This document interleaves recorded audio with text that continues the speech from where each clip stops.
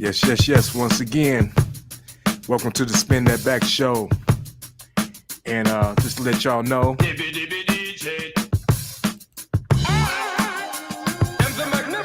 El Pooh. And today, once again, we got our co-host, Mr. Nice Guy, and soon to be in, Mr. Floyd X. And we might have another co-host or two coming in. Depends on what they do. Either way, we got a good show for y'all today. And we're going to be talking about the legacy of EPMD. We're going to start off with that. Then we're going to go into iconic hip-hop covers, album covers. The greatest album covers of all time that, according to the Focus Up Network. That's what's Nice up. Guy, what's going on with you, bro? Oh, chilling. Happy to be back on this side of the country, man. Yes, sir. Yeah, you had that little trip to the East Coast, right? That's right. I was trying to get in on the show, man. I was watching the show. You know, you guys did a good job, but I wanted to correct you guys on a few things. But you know, it is how it is. Everybody, hey, like Walt said, Google it. They'll figure it out. Well, you know, a wise man will take to correction. So anything you got to correct me on, it's all good because I know I'll be making mistakes. I don't know everything. You know what? One thing I like about this show is every time we do it, I learn something new. So yeah. I appreciate that. Mm-hmm. So I appreciate everybody that comes in here that, you know, that contributes to the show. Mr. Floyd X, man, I know you out there somewhere, man. Where you at? He's hiding. What up? Oh, there you go. I'm sitting here trying to get this together, man. You know, this is a great show we got going on today. We talking about EPMD legacy. Come on, man. Come on. People don't know how deep the EPMD legacy go, man. I was so anxious and excited doing my research on this shit, man. The Hit Squad, the Def Squad. Come on, man. Who was the first female lady member of the Hit Squad or the Def Squad? Who was she? What do y'all know? Rest in peace, Hurricane G. Come on, man. That's what I'm talking about, man. We're about to make this go live, and they're gonna be like, oh, we got an interest in the Focus Up Network. They covered the EPMD legacy. Whoever done that? Whoever done that? Nobody, right? Yeah, so, I should probably have invited Victor. I believe that's his favorite group. Come on, bring him on. I'm about to put the link in the comments, man. That's right. We're about to. If you got something positive to say about EPMD, click on the link and join the show. We're about to talk about EPMD. And hey, man, and share the show on the Facebook page too, man, so I can go ahead and share with my peoples too. You know what I mean? Share it on the Facebook page. Okay, let me turn this screen on real quick. But let me say one thing. I'm gonna have to give props once again to Mav Hoffa because he's actually doing it. Well, he did an interview and he putting up the clips with Eric Sermon. I gotta spin that back one time for Eric Sermon. Eric Sermon is iconic. He got all kinds of stories. I done seen about 4 or 5 of the clips, and he's just dropping all kinds of gems. So I recommend y'all go over there to the Mav Hoffa show. That my expert opinion. Check it out. But let me say this. Let me set it off like this. When he said that Rakim had a line called, what did he say? I'll take MCs, put him in something. How it go, Elpo? I think he was talking about the 7 MCs. No. He's saying drug them to the danger zone. You know, because remember they said smack me, I'll smack you back. Yeah. Mm-hmm. He thought they was talking. He thought they was talking about him about the you can get a smack for this. How is it disrespectful? Because Rakim said you could get a smack for this, and then a man comes along and say you smack me and I'm gonna smack you back. It's like a dig 'em smack. Come on, smack you back. Come on, man. I was like, when I was looking at the interview, I'm like, what? I mean, that's a good ass. You had a good defense. That's what any man would say. Come on, man. Don't be like MCs tend to have a fragile ego. Fuck their ego. But it's kind of like playful stuff too, because I know that the danger zone thing, they felt like that was like LL coming after him and stuff like that, because they felt like LL was throwing little, you know, disses In fact, they had LL on a song, and they were like, "LL so gangster, he dissed us on our song that we brought him on for." So you talking about Rampage. Yeah, Rampage. So, yeah. That was a good ass. I actually I was so oblivious to subliminal disses. I missed all of them. You tell me, they be like, I did not know that. I missed like all when Karis one talking about your Lucky Charm cereal, he's sitting there talking about DMC. I used to pick up on all of them things, Wow. I missed all that. I had no clue. Well, you know what? The whole story, like I say, Eric Sermon just actually told the story. He wasn't even in the studio. It was PMD and LL doing their parts. He came with his part later. So he was actually talking about PMD with that. Well, both of them, I guess. But PMD had said something in the line. I don't know what the line was. But, LL always looking for a battle. Okay. So I'm potentially recruiting somebody right now. I think I sent the link to the wrong address. Yes, sir. So let's what's that topic again? The legacy of EPMD. What we mean by the legacy of EPMD is we're gonna talk about EPMD, them as their own entity, and then the tree of EPMD, the Def Squad, the Hit Squad. Well, the Hit Squad first, then the Def Squad, and everybody that came after that, and all the stuff that they did. I'm gonna say they, even though PMD didn't do too much. We can spend 2 minutes on PMD. We can spend 34 minutes on Eric Sermon, his production. I disagree with that, bro. Okay, you tell me. Okay, you tell me what PMD done did. That's disrespectful, boo. He was the Hit Squad. He was the Hit Squad, man. Yeah, and his squad was DOS Effects and K Solo and him. They all kind of fell off. Tell me, I can name you a couple of songs, but tell me a song from DOS Effects' second album. Well, you got 10 seconds. Well, look, my thing about his memory is terrible, so I can't really defend anything from that. But I will also say that a lot of big problem with what you call people falling off is they're not getting the continued support of the label, getting continued support of the medium, because there is that big thing that I told you guys before that allegedly BET put together this whole blacklist of artists, and that was like the big change as far as what we got to see regularly versus the changing of the guard. So a lot of that stuff was deliberate. So a lot of these people you say fell off, they basically just were not being covered. So it's not like they fell out from a skill standpoint. Yeah, well, yeah, well, I haven't heard from DOS Effects in years. The Redman still out there. Eric Sermon's still out there doing this thing, and Keith Murray kind of fell off. And Keith Murray had that episode where he was out there in the streets. Looked like he was high off some loop or whatever. Who was the one that was sitting there talking about Foxy Brown gave him that was Keith Murray. Yeah, that dude seems kind of bugged out. He seems a little bugged out. Now you gotta admit though, those interviews was funny as hell.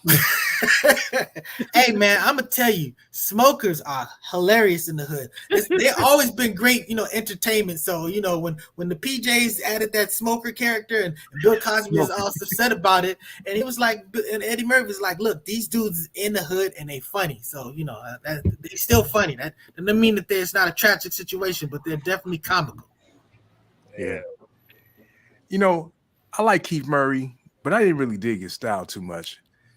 But he had some iconic songs like that. The most beautiful thing in this book, man. That was my knocker right there. I love that one. Let's get into it. Who was the Hit Squad? Okay. What's that? Who's the Hit Squad? The original Hit Squad. Is this correct? No, this Death Squad. Let me get that off the screen. Yep. I put the wrong one up.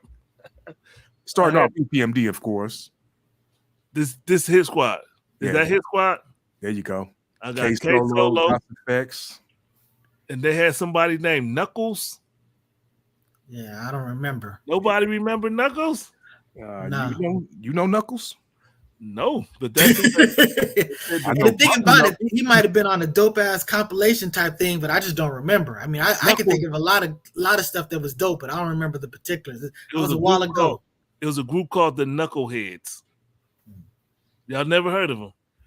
No. I heard of them, What about Top Quality? No. All right, so this is off of Wikipedia. The Hit Squad is an American hip hop collective of East Coast hip hop artists originally formed in 1990 by Eric Sermon and Paris Smith of the rap group EPMD. The group included rap artists such as K Solo, we know who that is, Redman, Das Effects, Top Quality, and the Knuckleheads. I never heard of those last two. I heard of the Knuckleheads, but I don't think I heard any of their music or anything. All right. But yeah. If it is what it is, it is. I mean, because Wikipedia is like the Bible. You can trust it. Very suspect. Amen. Amen. Put that back. That was disrespectful. Amen. I do not co-sign on that. Well, let me give PMD his props, because EPMD's first album, PMD was one really doing, I ain't gonna say the production, but he bought all the records and everything, because a lot of times you don't get the production credit because somebody else might actually do the engineering and putting everything together. They might get the production credits. I don't know who got the production credits, but I know he was the most responsible for that first album. After that, Eric Sermon pretty much took over. But he also did K Solo, a whole lot of stuff on K Solo's first album too. Who, PMD? Yeah, PMD. He made beats. Okay. He was a DJ first. I didn't know that. Yeah, he was a DJ. Eric Sermon was the rapper. Eric Sermon convinced him to start rapping. Rap quiz for you. What was the original name of EPMD? Eric and Paris Making Dollars. Well, nope, that's not the right answer. Y'all want to know the original name? What's that? It was EPMD. Easy Eric and Paris Making Dollars. Oh. And he dropped, you know why he dropped the Easy? Yeah, because easy.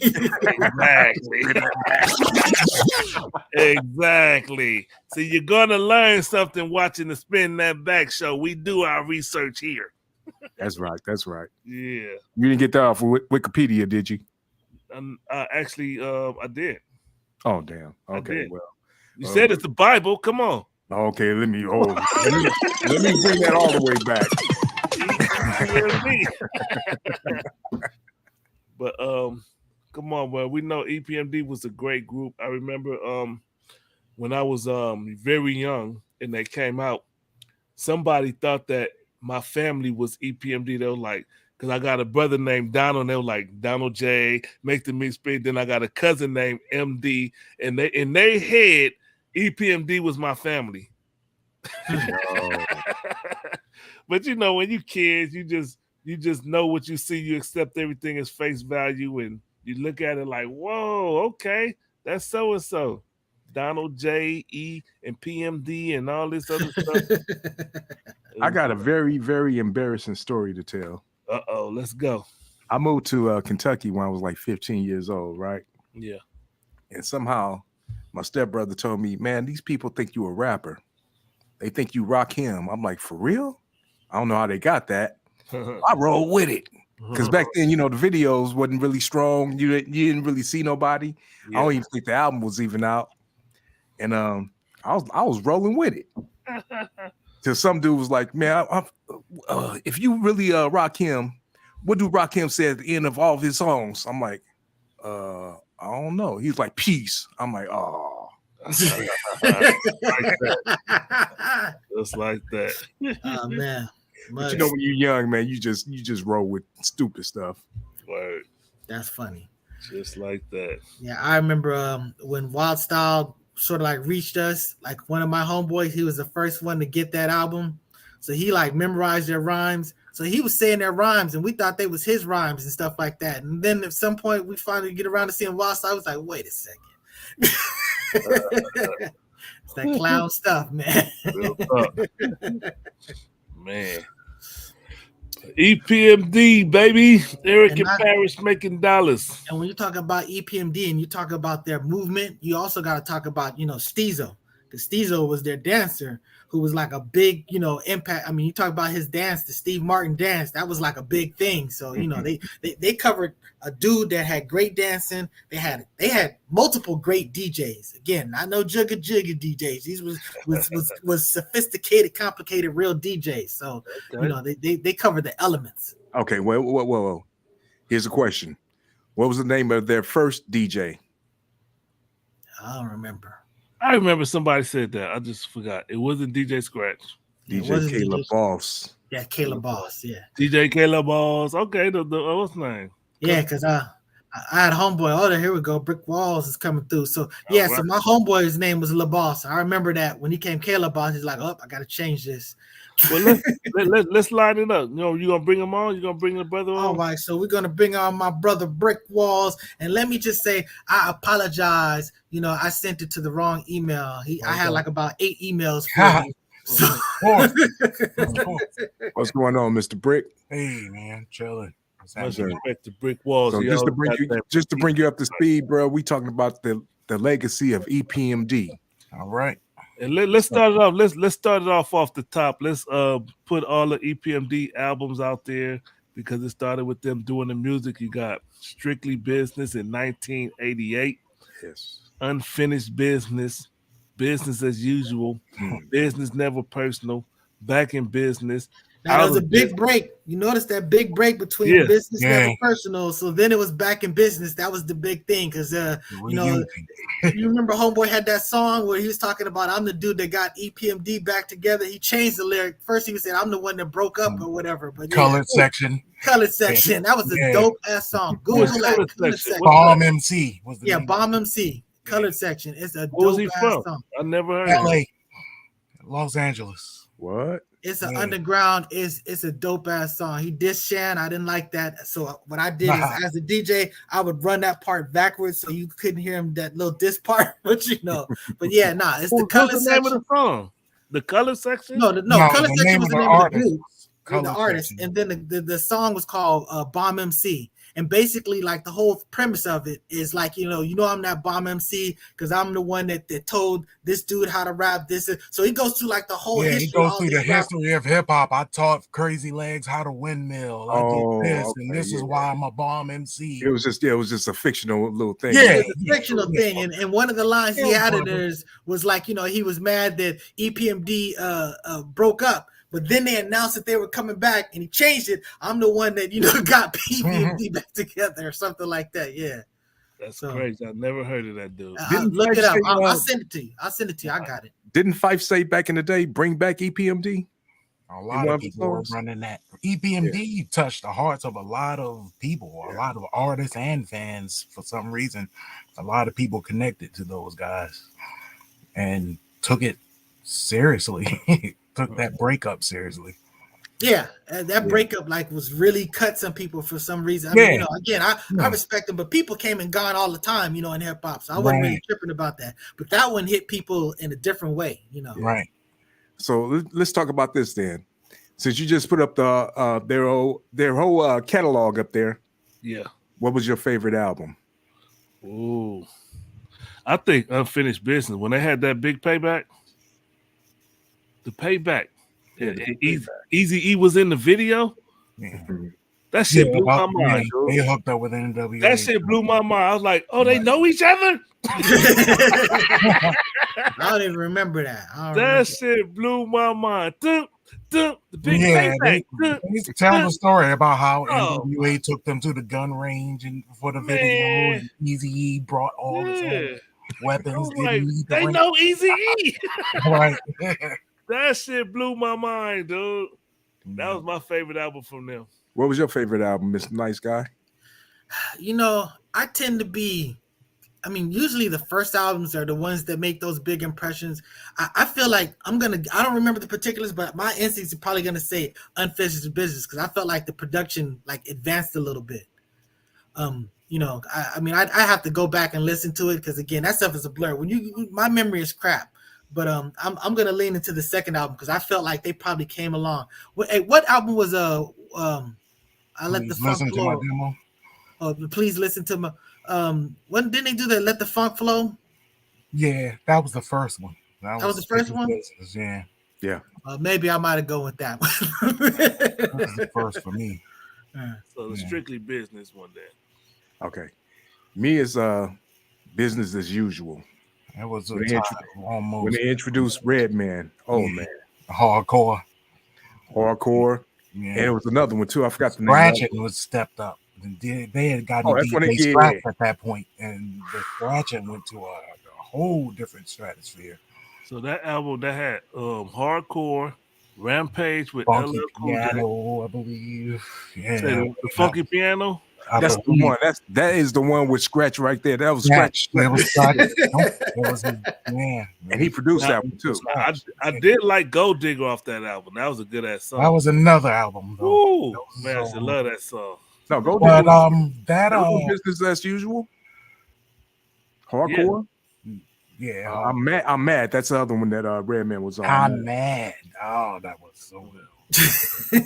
But just as far as impact with the culture and what was going on and lifestyle and a whole lot of other personal stories, is Strictly Business for me. It was just a whole lot that was tied into it. It wasn't certainly wasn't the technically superior production, but just the vibe of it all and what came with it.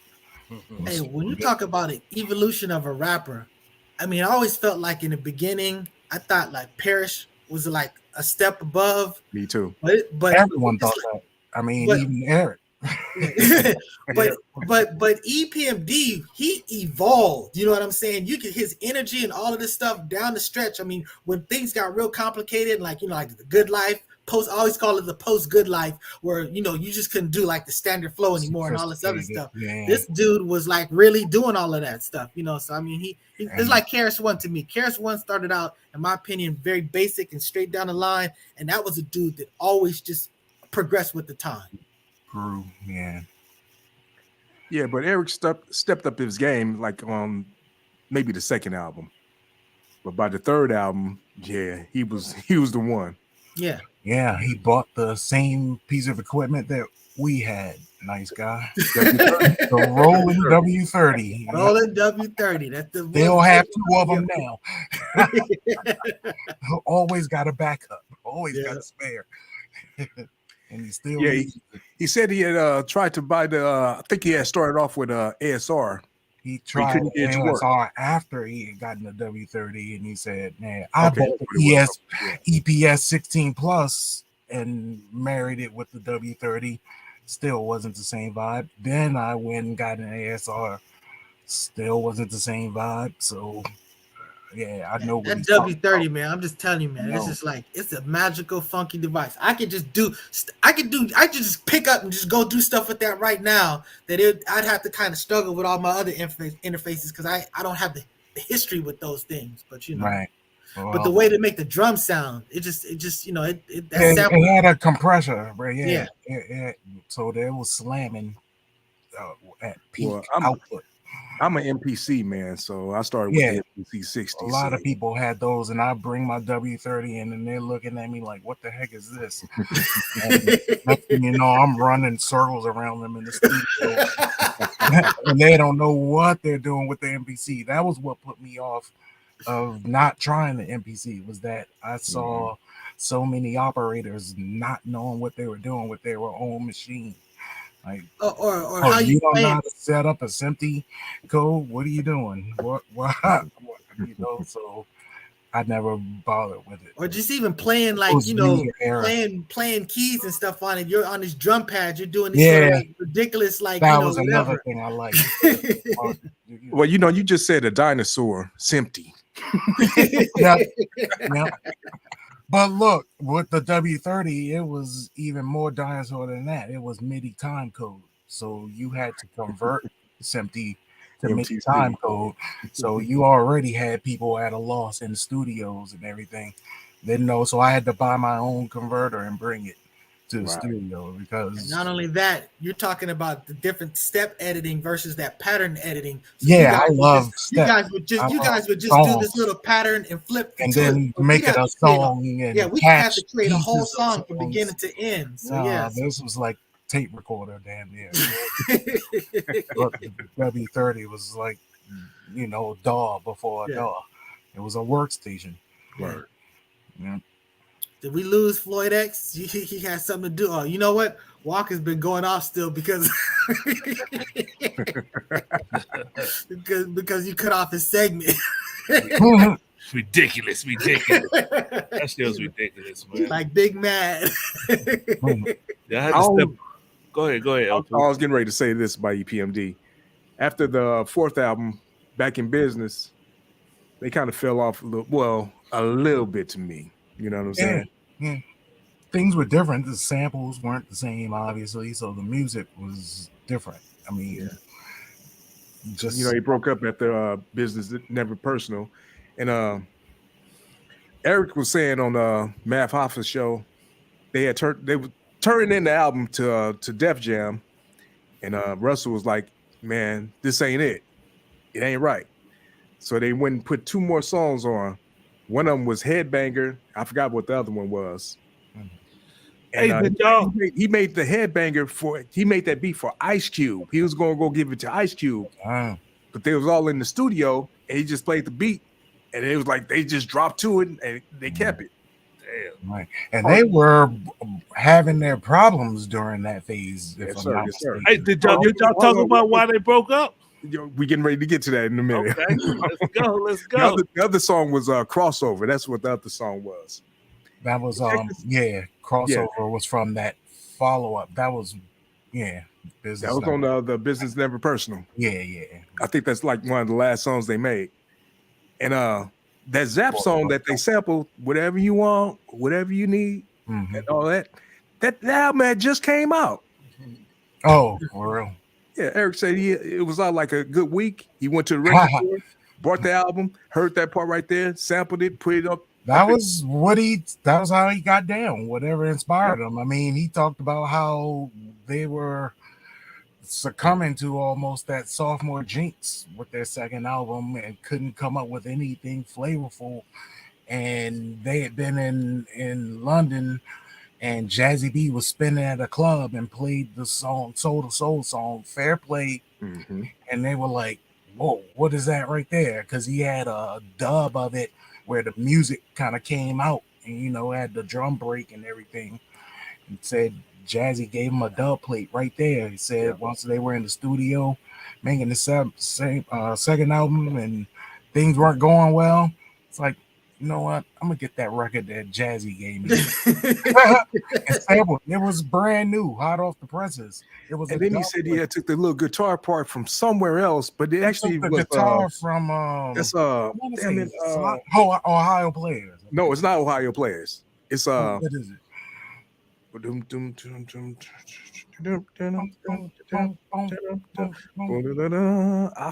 the name. I mean, he had a whole collage going. Let's get to the drama. Let's get to the drama. Why did they break up the first time? Let's go. You look like this on the Headbanger video. The Headbanger videos where it all came to a head. That's where they all broke up at. Well, that's where they broke up at. What happened, El Poo?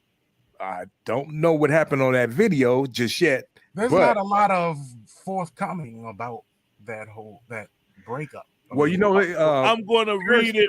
Paris had got robbed. I know Paris had got robbed. There you go. There you go. But there was a problem before that happened, and that led to the whole thing. What was the problem before it happened? Well, first of all, the guys that did the home invasion, it was a home invasion thing, not a real robbery.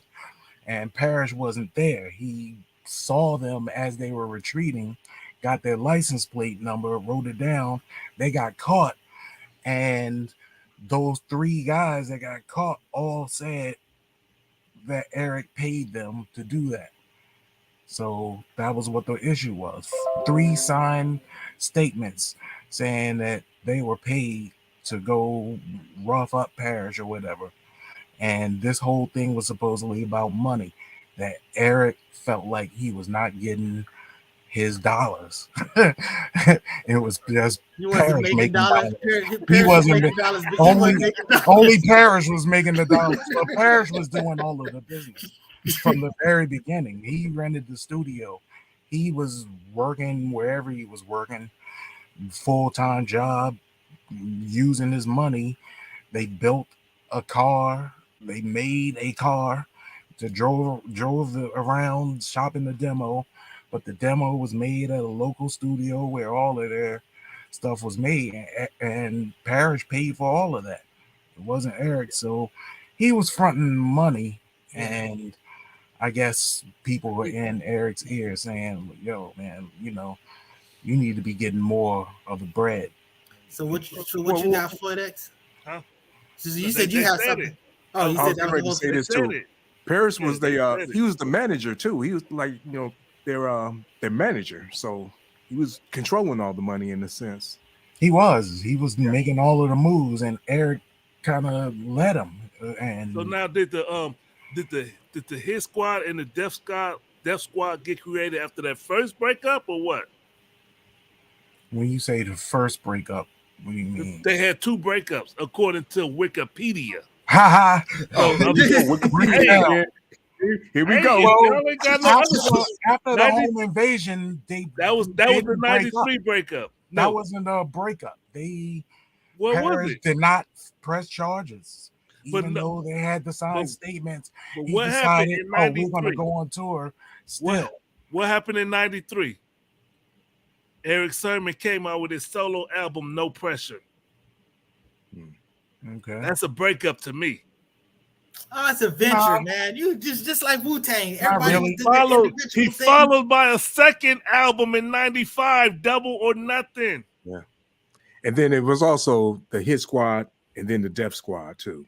When did they come about? That was the breakup. That's what I'm asking. That was the breakup, was when they separated.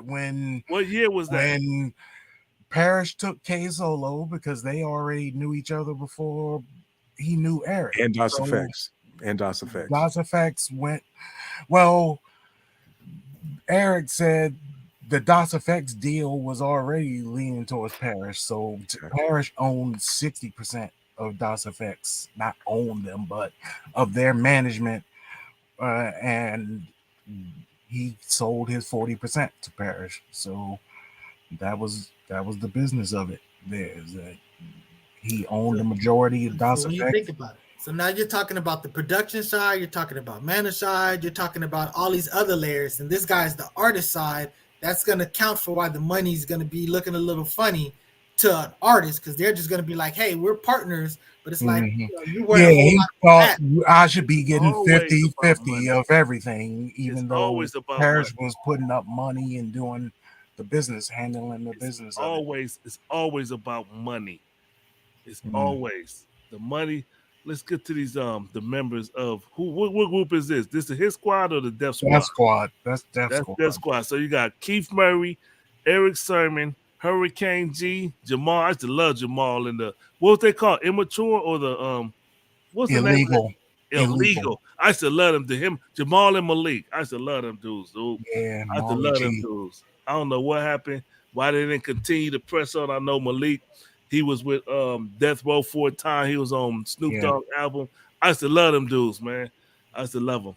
But then they say Method Man. Was Method Man a part of the Death Squad?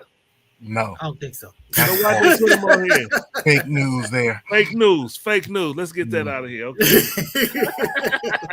But he had Def Jam. For the most part, he had primarily Keith Murray and Redman, right? And they came with that album El Nino. That shit was fire. Yeah. I used to love that album. El Nino, when they came out, I was like, that shit is cool as hell. Method Man and Keith Murray and Eric Sermon. Yeah. And I don't know if that was when they did a remake of one of my favorite songs of all time, that Rhyming with Biz. They remade that. They did a remake. The same beat. They kind of flipped it, but I mean, it was dope. That's hella cool. Okay. I didn't know that. But so they had the Def Squad, then they had the Hit Squad, right? And the Hit Squad, let me put this logo up real quick. That's the Def Squad. I remember that was a cool ass logo to me. And I don't know if Bad Boy bid it off for them or if they bid it off Bad Boy. Hey, can we spin this back real quick? Getting back to that, so what you're saying, it was BT Express, If It Don't Turn You On. That's the name of the song. Okay. Yeah, that's where the that's where that came from. All right, so this is who is this? Oh, this is the Death Squad. All right, that's the Death Squad. This one says the Hit Squad. So the Hit Squad was EPMD, DJ Scratch, Redman, DOS Effects, K-Solo, again, Knucklehead. Now, K-Solo, in his own right, to me, was a great rapper. When he said, "Your mom was in my business," that was a great song. And then he had that alphabet rhyme. Was it the alphabet or the Spellbound? Spellbound. And DMX said that he stole that from him. Right. Do y'all believe that? Y'all agree with that? Did he? No, I don't think that. Yeah, I think DMX might have not stole it, but sort of borrowed the style. Damn. Even though I will say the Beef DVD, they put polygraph on them, and oh shit, and Solo failed. He lost. He failed. Yeah, he failed. So. But the rumor has it they were both in jail together. Yeah, they were, and they was rapping. And I think K-Solo got out first and took it on.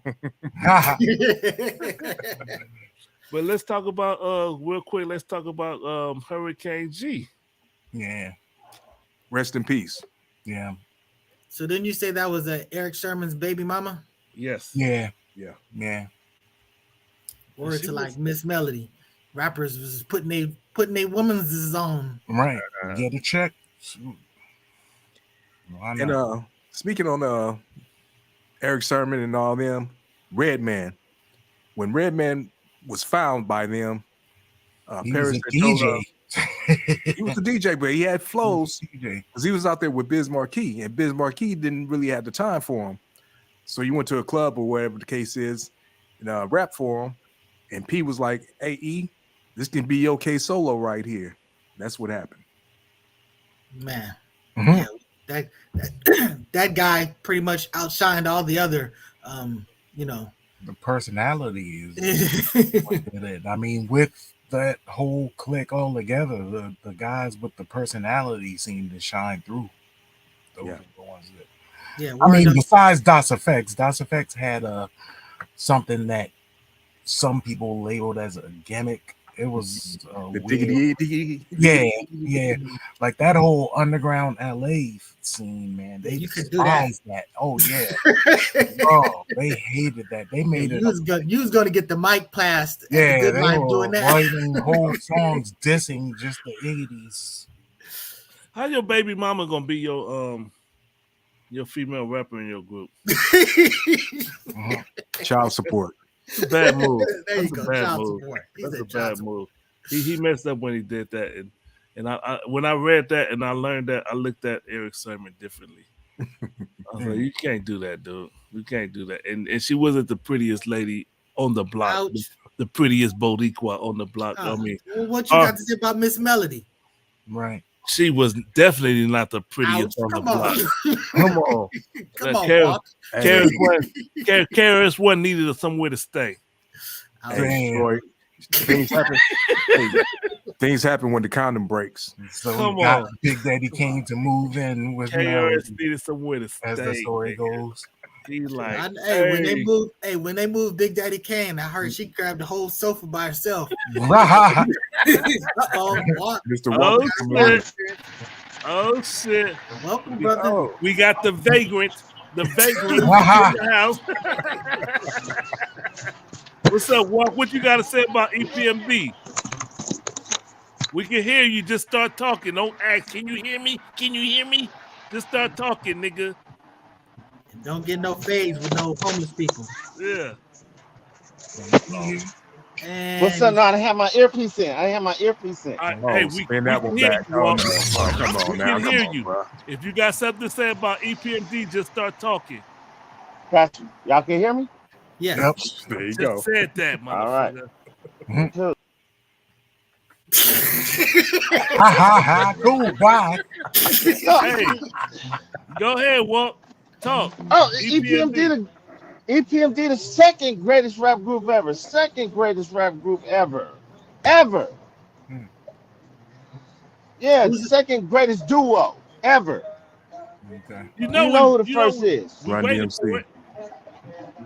Run Well, DMC. they patterned Yeah. themselves after Run DMC's. They admit that very I much. disagree. Who That's the where the fuck logo Whoa. did? came Wait, from. you Yeah. disagree about Run DMC or you disagree about EPMD? Run DMC is not the first. The Mm, best duo ever is Outkast.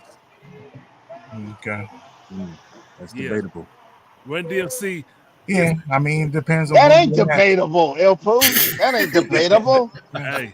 I mean, Outkast is people in the best South will duo. probably say that changed people's lifestyles.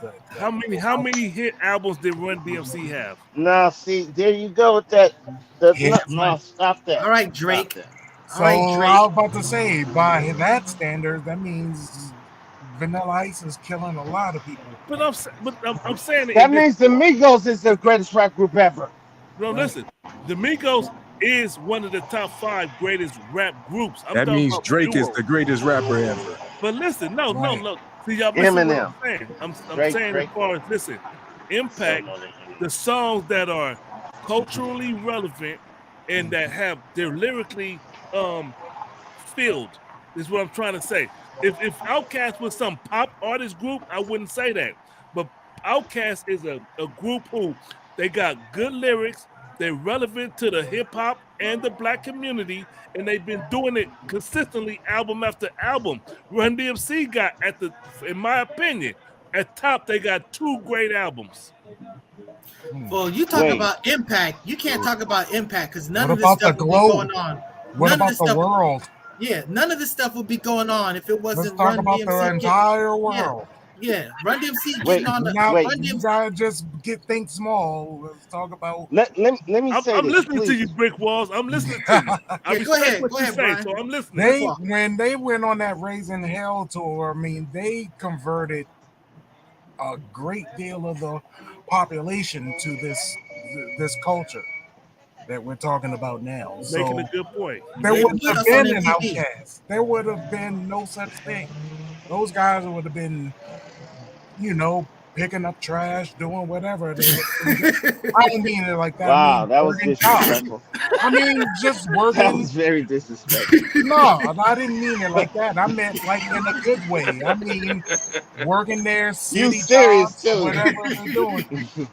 I mean, they would have been not thinking about The But how rap do you- game rap is as a dependent. The as a rap game is way- dependent on that Yeah. Run Right. DMC venture into the mainstream. I'm just telling you, they put It's us on very much MTV. You that. talk about Wait, MTV Raps can and I all that say stuff. something? Can I say something? Go ahead. Here's Run DMC. Who influenced Run DMC? Curtis Blow. Run said it already. That's who influenced them. But as far as how they was rapping and what they was doing, that was unique for that time and way ahead of its time for back then. It was a total new style of rapping and doing the stuff. And they spawned a bunch of different rap groups and duos like that. They are the first, and that shit is hard. It's tricky. Come on now. But when That was was never done. King of Rock, it was done higher. And for the record, Run DMC had at least 4 good albums, bro. Yeah. Name Wait, hold on. Name Run Name DMC. 'em. Okay, King of okay, I Rock. will. Yeah, Run DMC, the first one. Let's say King of Rock, King of Rock, Raising Hell, Raising and Hell Tougher Than is Leather. huge. Wait, Don't how put Tougher different? Than Leather on that level. Yes, I'm telling you Wait, now. Tougher Than Leather. Go listen back. Wait, to watch it. this. I did. Yeah, listen back to it. I did. Watch, It's watch not this, there. Floyd X. Floyd X. How different was King of Rock album from Raising Hell? Not It was different at all. totally different. Totally It different. wasn't. It was not. Totally I disagree. different. I disagree. Totally different. Come Dude, on, sucker MCs. Come That's on, not that that- shit that's was not the that- that's same. And not- that was yeah. that was the first album. That was Profile. He said King of Rock. King of Rock is the second album. He said how different is the second album from the third album? It's very different. Very different. And totally unique. Y'all know we're And taking even- away from wait. EPMD now. Yeah, okay. No, This is no, the, let me just make this last. This is the Say problem. no to drugs right here. This is the problem. DMC stayed on top of his game. Run is the one that fell off. The last good rap that Run had or said was the Let's Get Married song with the Jagged Edge.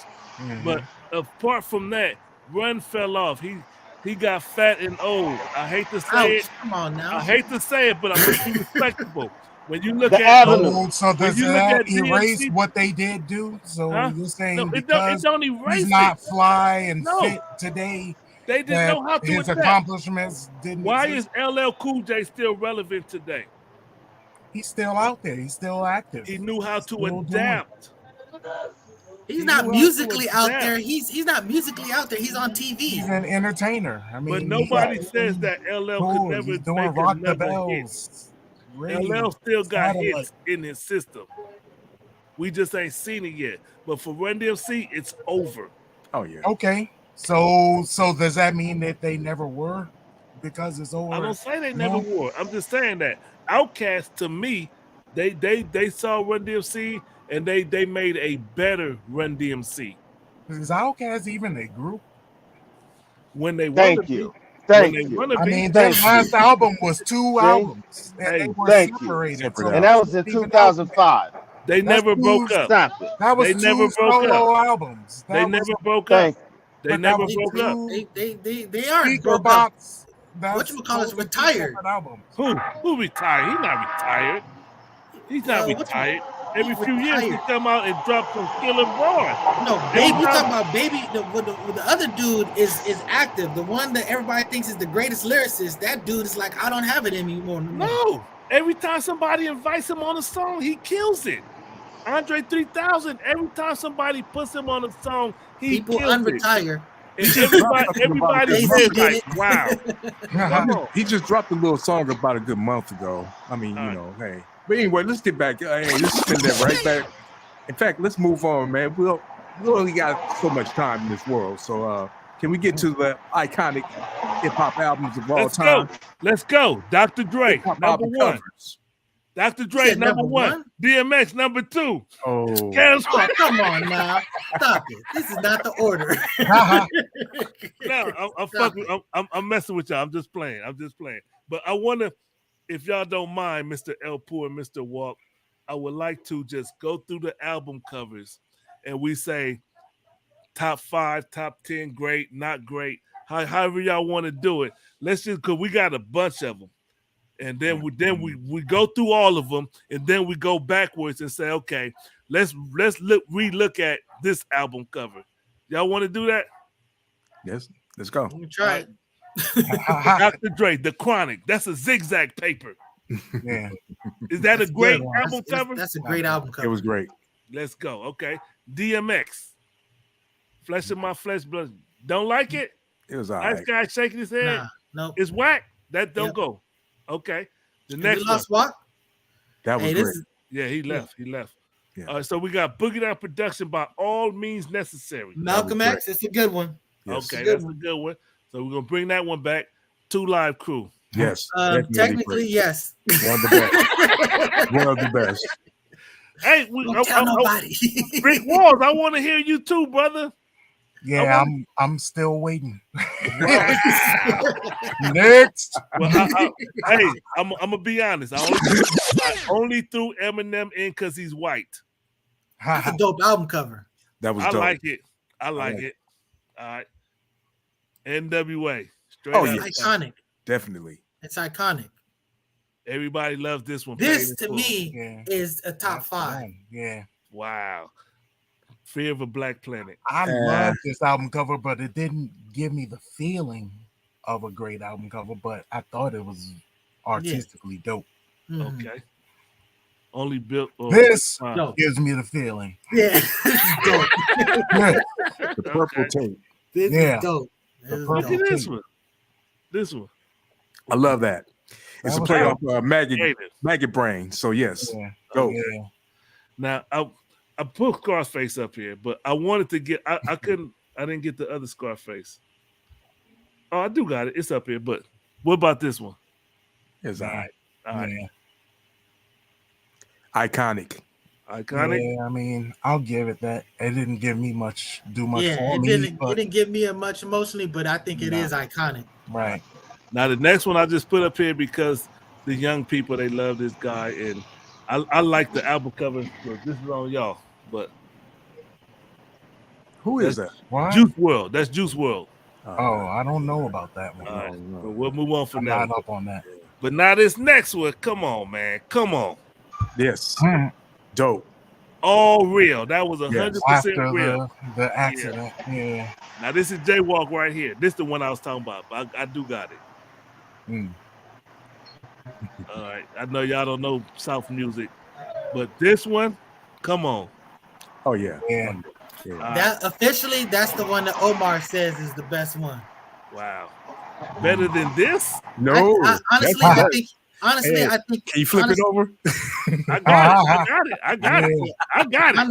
Honestly, that was dope. I think he might have confused him for the Power. Okay. Because there wasn't nothing on the back of that other one. Right. Power is top 5 to me. Yeah. It's iconic type 5. I'm not gonna say whatever, but it really is. It's a great album cover. Come on, man. Let's hear what LL has to say. Yeah, he took the cover home to the bathroom. Now, I just put these up because I'm an Ice-T fan, but that's a gangster. That's cool. Nobody's done that before. Right. This one, OG Original Gangster, that was cool to me. I liked it. Yeah, all right. And then this one, come on, man. The Kango Under the Tire. That was dope. Come on, man. Wait, and on the backside, he had a report card of all the rappers and stuff at the time. So, you know. See, you be digging deeper, nice guy. You be digging deeper than I dig. I don't even remember that. You remember he gave it in the Beastie Boys, he gave them the worst grade because he felt like they was just doing too much. Wow. You talking about Kumo D, the same guy that didn't even put Eminem in the top 100? That's crazy. Ooh. So we could just deduce that he don't like white people. But you know what? He's a dude that's like a real OG. Like, you know, like he's a guy who was doing it at the first level in the first generation, like as a big dude. But his takedown of Busy B is legendary. Yes. But look at this. But let's move on. Let's go to this one.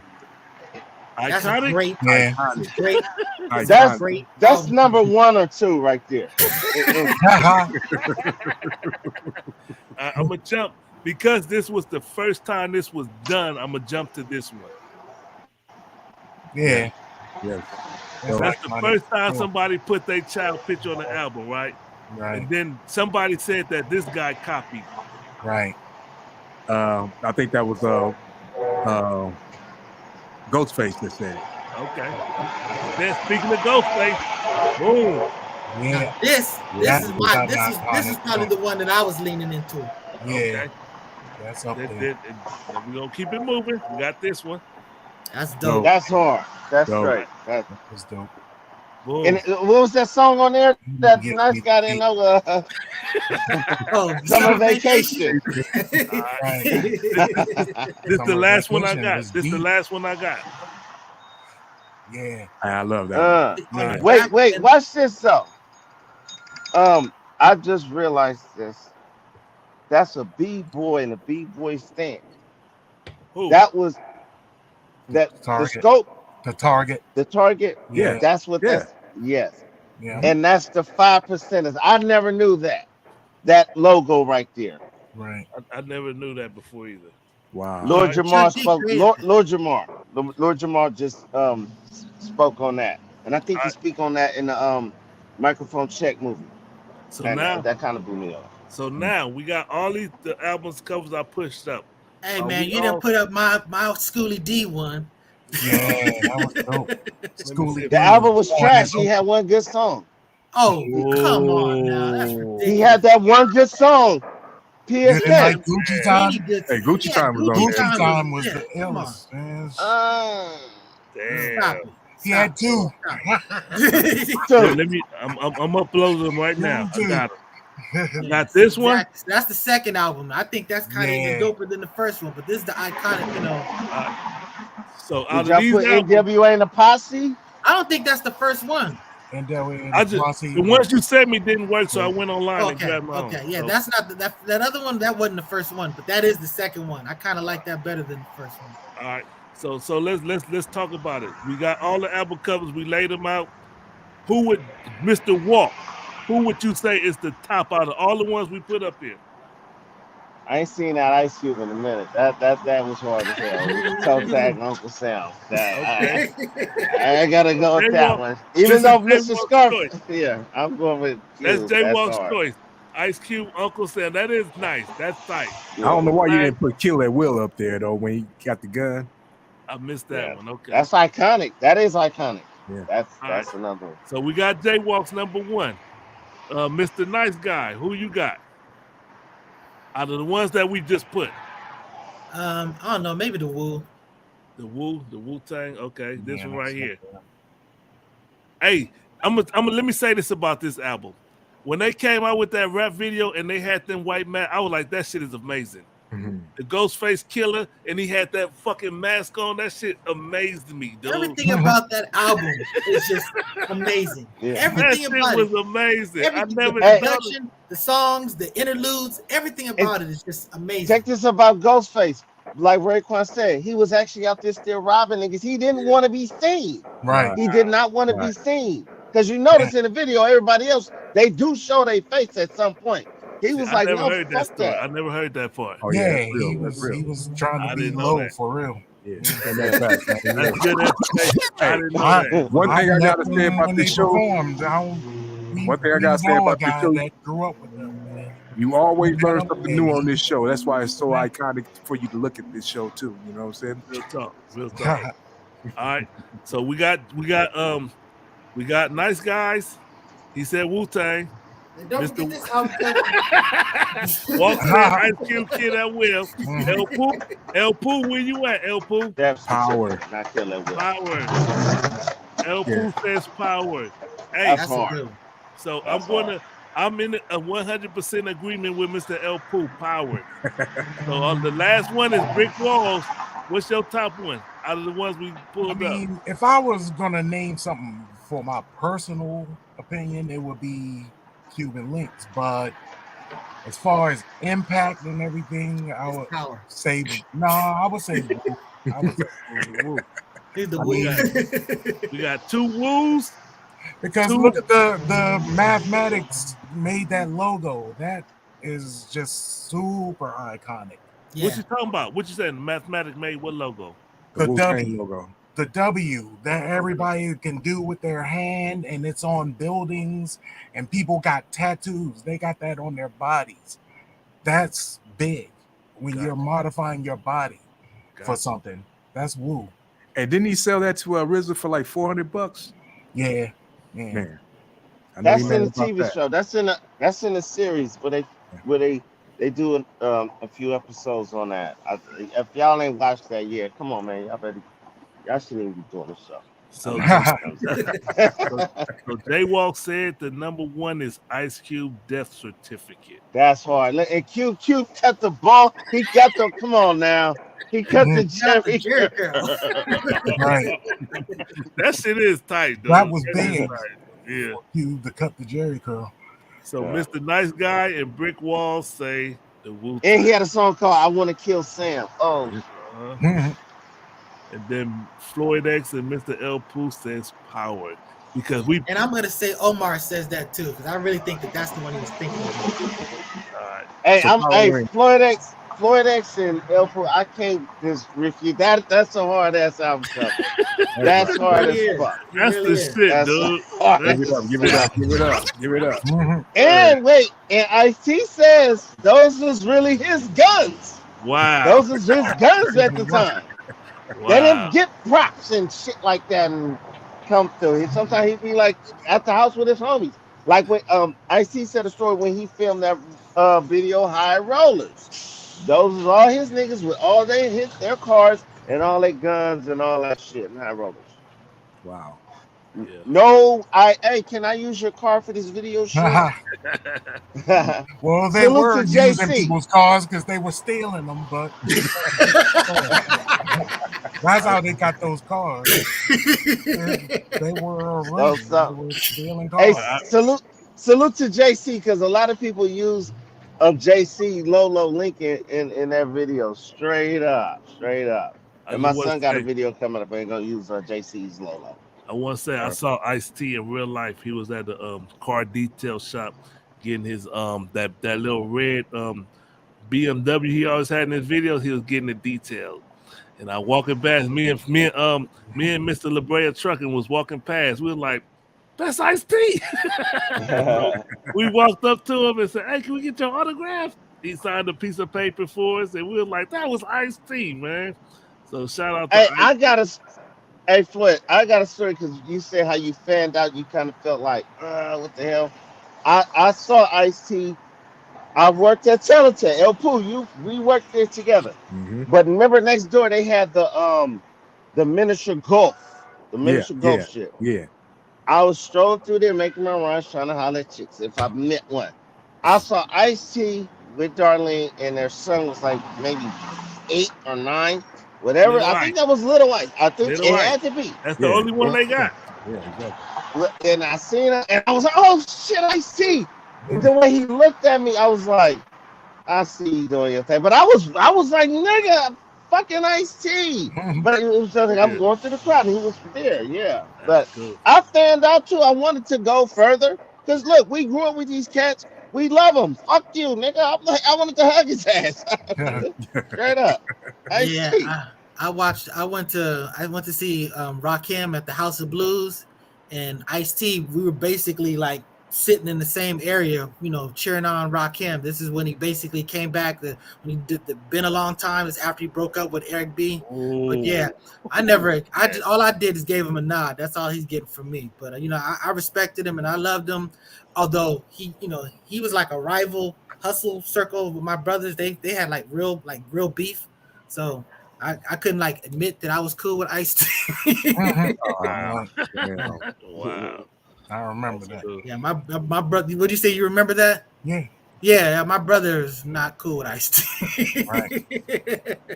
And if Ice-T knew who my brother was, he probably wouldn't be cool with him either. Oh damn. So, well, where we at, Mr. El Poo? I don't know, man. I think we're about to wrap it up. We did our thing today. We appreciate y'all coming through. Mr. Brick, as always, man, you always welcome. You're just a nice guy. Thank you for coming through. Mr. Floyd X. And Mr. Walk, I don't know what you're doing. You're over there walking somewhere. Getting your ad revenue from McDonald's, man. That's my ride right there. I missed it for this fucking show, nigga. We gotta mute him, man. He got too much noise going on. Anyway, let's end the show, bro. So we appreciate y'all tuning in this one more time to the Spin That Back show. Check us out next week after the Focus Up show every 10:30 a.m. on Saturday. 10:30 a.m. That's for the Spin That Back. But I was getting ready to say, check out the Focus Up show at 9 o'clock a.m. every Saturday morning. And also check out Sex Talk with Walk every other Thursday. We starting to be a little consistent now. You know what I'm saying? He said, man, you did something you never done before. You did the show 2 weeks in a row. Back to back. Yes, sir. But we out here, y'all.